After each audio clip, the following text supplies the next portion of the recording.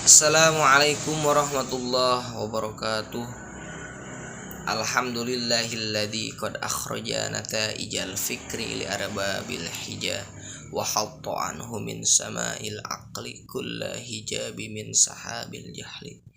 Amma ba'du, pertama-tama yang paling utama marilah kita panjatkan puji serta syukur kita kehadirat Allah Subhanahu wa taala yang telah mana memberikan kita berjuta-juta ataupun triliunan kenikmatan yang diantaranya nikmat iman, Islam, wal ihsan. Salawat dan salam semoga tercurah limpahkan kepada Habibana wa Nabiyyana al-Karim Muhammad sallallahu alaihi wasallam. Tak lupa kepada keluarganya, para sahabatnya, para tabi'in, atba'ut tabi'in, dan mudah-mudahan kepada kita yang turut tumut kepada ajaran beliau insyaallah mendapatkan syafaatul udmanya di yaumil qiyamah. Amin amin ya Allah ya rabbal alamin. Perkenalkan, nama saya Gugum Awaluddin Nur. Saya mahasiswa Sekolah Tinggi Agama Islam Dr. KHZ Muttaqin Purwakarta. Saya kelas 3A, prodi PAI, Fakultas Tarbiyah.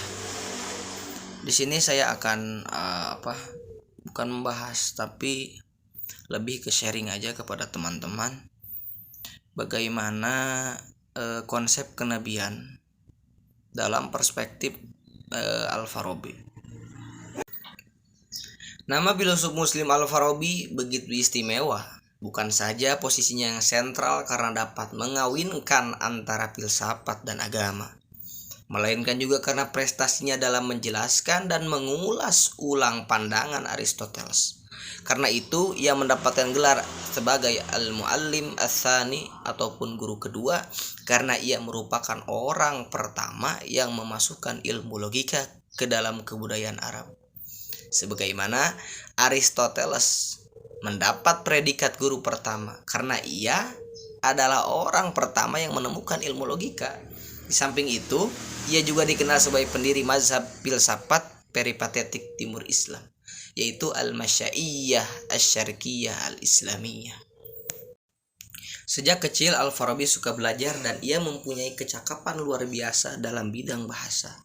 Bahasa yang dia kuasai diantaranya bahasa Iran, Turkestan, dan Kurdistan. Bahkan ada yang mengatakan bahwa Al-Farabi dapat bicara dalam 70 macam bahasa. Tetapi yang dia kuasai dengan aktif hanya 4 bahasa, yaitu bahasa Arab, Persia, Turki, dan Kurdi.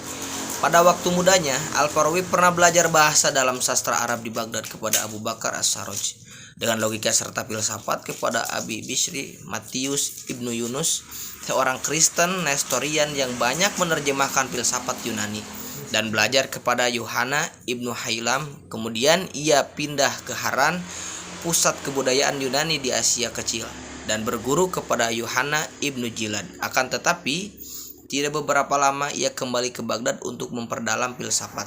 Ia menetap di kota ini selama 20 tahun. Di Baghdad pula ia membuat ulasan terhadap buku-buku filsafat Yunani dan mengajar di antaranya murid-muridnya yang dikenal yaitu Yahya Ibnu Adi, filsuf Kristen. Pada usia 75 tahun, tepatnya pada tahun 330 Hijriah, 945 Masehi, ia pindah ke Damaskus dengan Saif ad-Daulah al-Hamdani, Sultan dinasti Hamdan di Aleppo. Sultan memberinya kedudukan sebagai seorang ulama istan dengan tunjangan yang besar sekali. Tetapi Al-Farabi memilih hidup sederhana atau zuhud dan tidak tertarik dengan kemewahan dan kekayaan.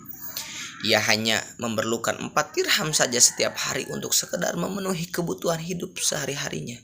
Selanjutnya, sisa tunjangan yang diterimanya dibagi-bagikan kepada fakir miskin dan amal-amal soleh lainnya di Aleppo dan Damaskus menjadi amal sosial yang dia berikan. Ditempatkannya Al-Farabi di Damaskus adalah Al-Farabi bertemu dengan sastrawan, penyair, ahli bahasa, ahli fikih, dan kaum cendekiawan lainnya. Lebih kurangnya Al-Farabi tinggal di Aleppo dan Damaskus secara berpindah-pindah akibat hubungan penguasa di antara kedua kota ini semakin memburuk, sehingga Saif ad-Daulah menyerang kota Damaskus yang kemudian berhasil menguasainya. Dalam agama Islam, para muslim pasti tidak asing dengan keberadaan nabi dan rasul. Ya, secara singkatnya Nabi dan Rasul adalah manusia pilihan yang diutus oleh Allah Subhanahu wa taala untuk membimbing manusia supaya mereka hidup sesuai dengan ketentuan Islam dan Allah Subhanahu wa taala. Maka mengapa manusia kala itu perlu dibimbing? Sebab hidup mereka benar-benar melewati dan melanggar berbagai ajaran Islam. Kala itu mereka hidup pada zaman jahiliyah, yang berarti zaman kebodohan.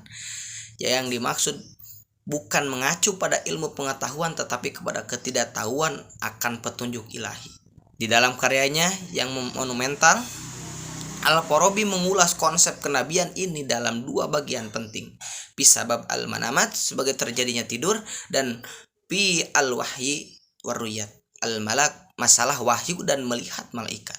Kedua poros ulasan ini dikaitkan oleh Al-Farabi dengan teori kenabiannya, Nazariyat al-Nubuwah, yang dapat dijelaskan sebagai berikut. Ketika imajinasi yang dianggap sebagai kutubro berpisah ketika tidur, lalu masuk ke dalam simpanan nalar dan berbagai gambar, maka ia saling melekat atau mendekat, lalu menyusun gambar-gambar baru dan menyatu dengan tidur dan keadaan psikologis yang siap untuk merespon dan dipengaruhinya.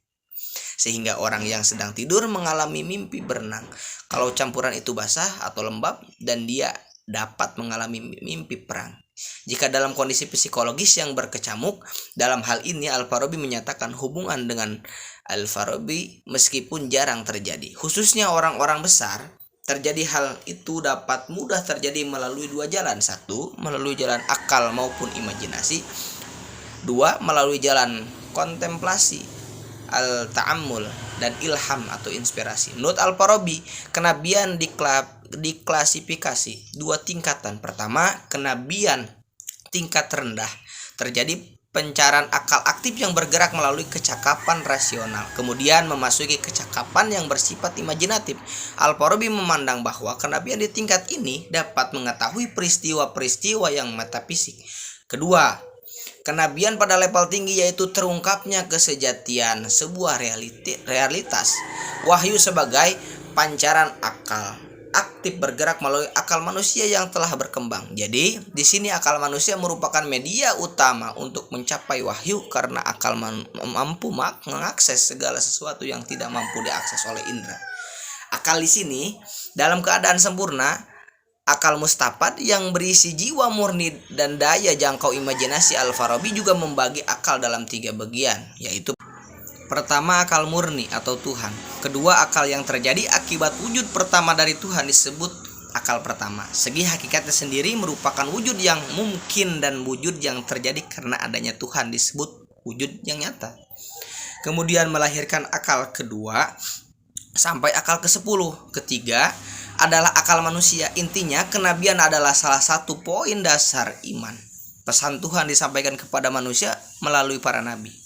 Dalam sejarah pemikiran Muslim ada beberapa pertanyaan tertentu tentang sifat misteri dari nabi yang dijawab oleh filsuf yang berbeda. Beberapa jawaban ini dapat diterima oleh ortodoksi Muslim, sementara yang lain tidak. Dalam pembahasan ini, Al-Farabi ataupun Ibnu Sina diajukan sebagai contoh pembahasan mengenai kenabian yang cukup detail secara filosofis. Mereka menafsirkan kesadaran kenabian sebagai pangkat tertinggi umat manusia, membagi misi nabi menjadi teori dan praktis. Para nabi tidak hanya menyampaikan tatanan universal Tuhan, tetapi juga menentukan arah kehidupan praktis. Kenabian adalah inteligensia tingkat yang sangat tinggi, dan nabi memiliki untuk menangkap sinyal suci dari langit. Kemudian karena keunggulan ini, dia ditunjuk oleh Allah untuk menafsirkan kehendak Tuhan untuk manusia seluruh makhluk alam semesta. Mungkin hanya itu yang bisa saya sampaikan. Mohon maaf jika dalam penyampaian banyak terbata-bata ataupun kurang jelas ataupun terlalu cepat. Ya harap dimaklum karena saya ini masih tahap belajar filsafat gitu. Intinya sharing lah kepada kalian. Jangan lupa di subscribe, di like, komen. Kita berbagi pemikiran mengenai filsafat. Mungkin hanya itu dari saya, kurang lebihnya mohon dimaafkan. Wassalamualaikum warahmatullahi wabarakatuh.